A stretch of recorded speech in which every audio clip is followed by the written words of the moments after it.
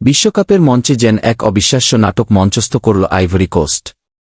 পরাশক্তি জার্মানির বিপক্ষে তাদের এই পারফরম্যান্স ফুটবলপ্রেমীদের মনে গেঁথে থাকবে অনেক দিন।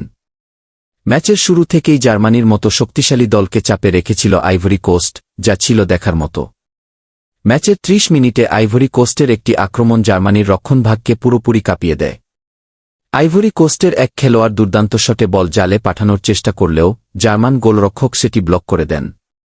তবে সেখান থেকে ফিরে আসা বলটি অসাধারণ ক্ষিপ্রতায় সরাসরি জার্মানির গোলপোস্টে পাঠিয়ে দেন আইভরি কোস্টের এক স্ট্রাইকার। এই গোলের মাধ্যমে ১-০ ব্যবধানে এগিয়ে বিরতিতে যায় তারা।